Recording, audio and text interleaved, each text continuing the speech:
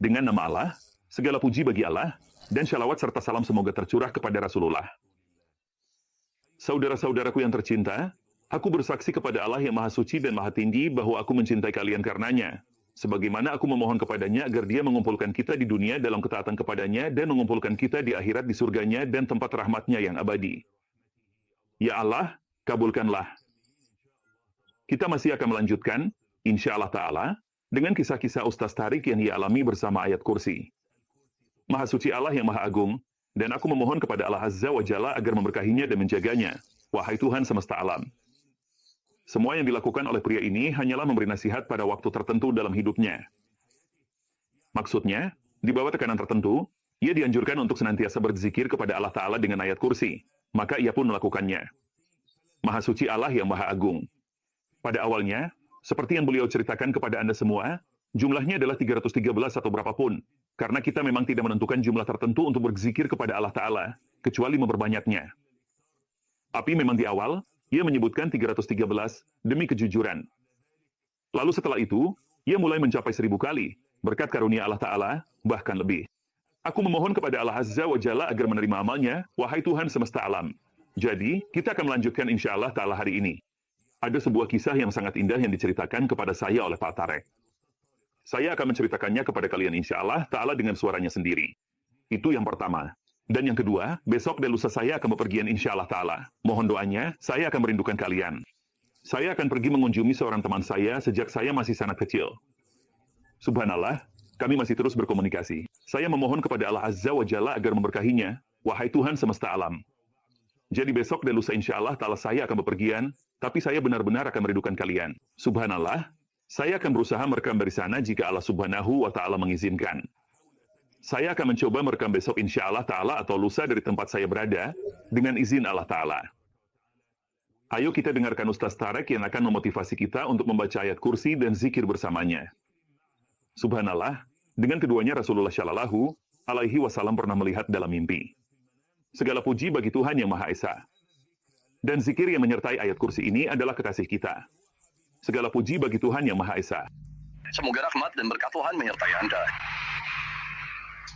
Saya pergi ke Madinah dan pada waktu itu saya sangat rindu untuk melihat Nabi Shallallahu Alaihi Wasallam. Maksudnya, saya benar-benar ini melihat beliau, saya belum pernah melihatnya seumur hidup saya. Segala puji bagi Tuhan yang Maha Esa. Dan saya sangat tertarik dengan kisah-kisah orang yang menceritakan tentang melihat Nabi Shallallahu Alaihi Wasallam dan sifat-sifat beliau. Jadi saya menambah wirid saya dengan shalawat Ibrahimiyah secara khusus. Dan saya membaca shalawat Ibrahimiyah 1000 kali setiap hari. Saya terus melakukan itu bersamaan dengan zikir-zikir tetap atau wirid tetap seperti ayat kursi dan surah Al-Baqarah. Namun istighfar saya sangat sedikit, bisa dibilang hampir tidak ada. Maka subhanallahil azim, saya pun pergi ke Madinah. Dan sudah menjadi kebiasaan saya, kalau saya pergi ke Mekah atau Madinah, saya duduk di masjid dalam waktu yang lama. Maksudnya, misalnya dari. Kalau misalnya saya pergi di waktu duha, saya bisa duduk sampai waktu isya. Lalu saya pulang tidur sebentar, kemudian bangun lagi dan duduk sampai qiyamul lail. Sampai sedikit setelah subuh, lalu saya kembali tidur 2 jam, lalu kembali lagi di waktu duha, dan begitu seterusnya. Ya Allah, limpahkanlah shalawat kepada Nabi Muhammad.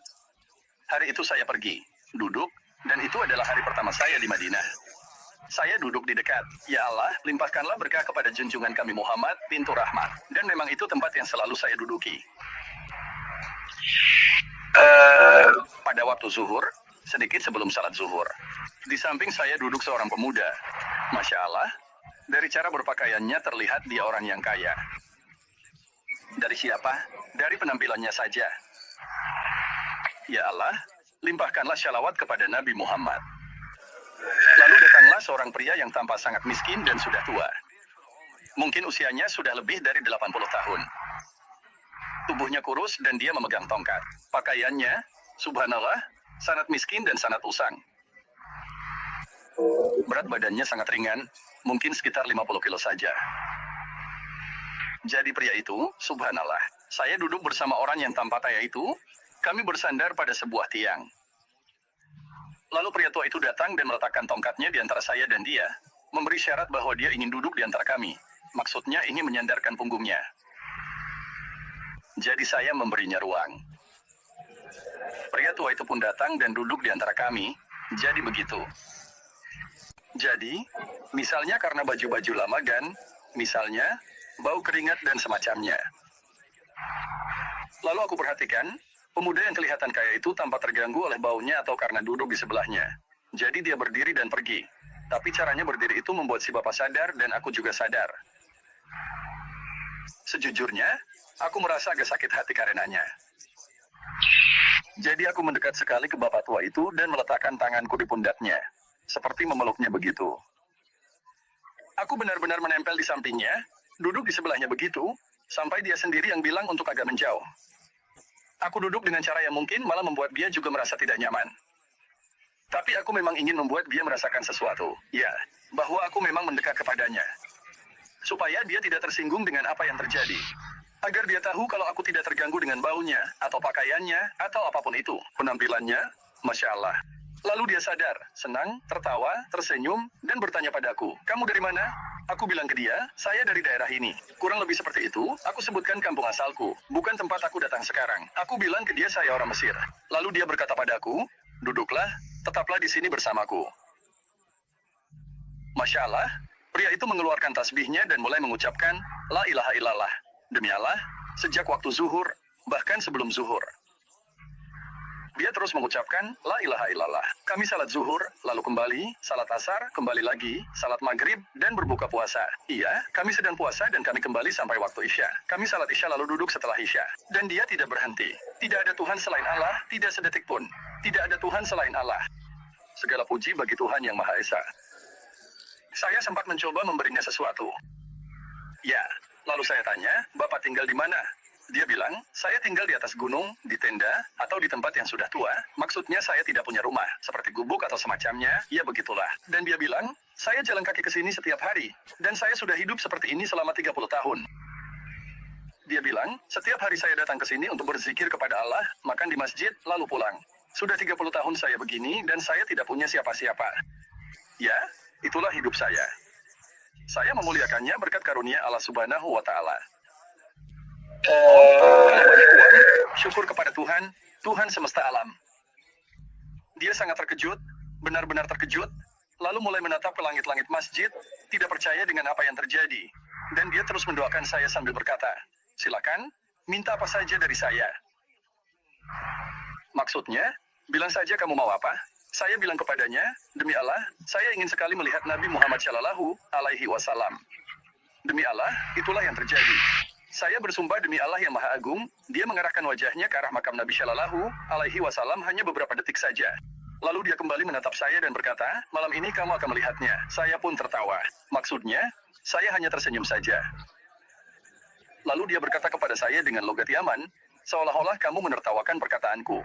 Saya bilang, "Demi Allah, tidak, saya hanya senang saja." Dia berkata lagi, "Malam ini kamu akan melihatnya." Setelah itu saya merasa dia membentak saya dan tanpa kesal. Saya bilang, "Baiklah," dan saya mulai menganggap ucapannya serius, jadi setelah salat isya saya pergi.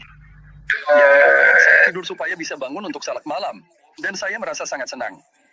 Saya berkata dalam hati, "Insya Allah malam ini saya akan bermimpi bertemu Nabi Muhammad." Lalu saya pun tidur. Subhanallah yang Maha Agung. Saya terbangun sekitar jam 1.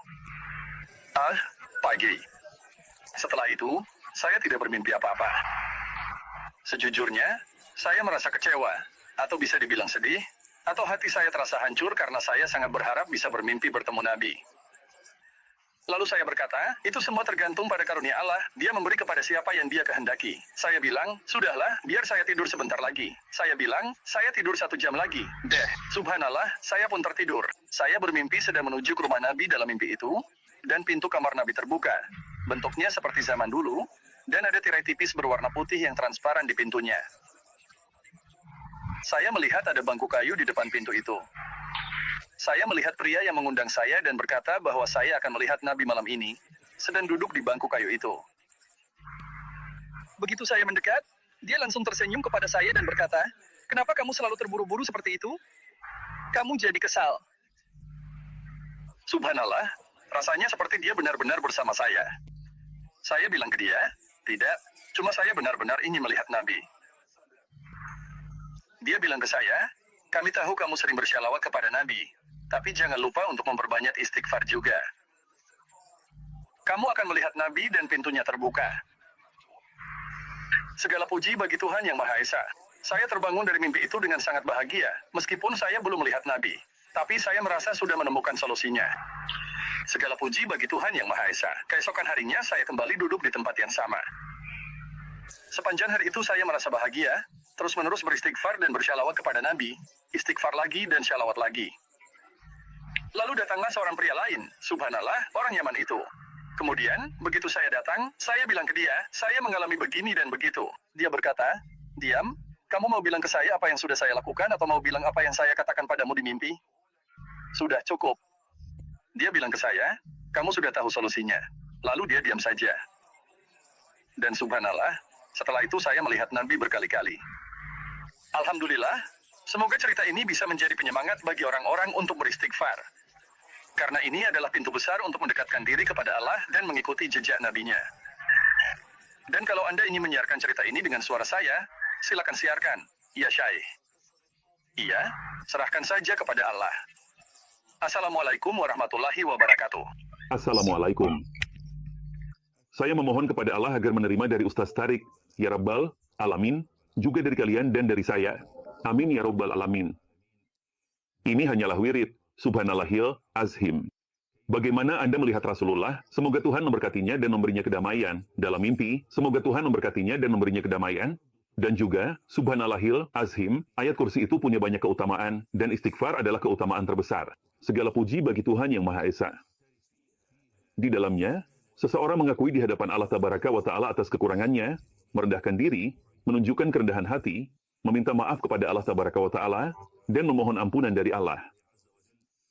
Jadi, jika kita menambahkan istighfar pada ayat kursi, subhanallahil azhim, juga bersyalawat kepada Rasulullah, maka inilah kemenangan besar, insya Allah. Saya tidak ingin berlama-lama dengan kalian. Saya memohon kepada Allah agar menjaga kalian, menutupi aib kalian, dan memberkahi kalian. Semoga Allah mengabulkan segala permintaan kalian dan menyembuhkan segala penyakit kalian. Semoga Allah melapangkan segala kesulitan kalian. Semoga Allah memberikan kalian karunia-Nya hingga kalian ridha dan Allah pun ridha kepada kalian. Ya Rabbal Alamin. Semoga Allah menghibur hati kalian dengan penghiburan yang membuat penduduk langit dan bumi pun takjub.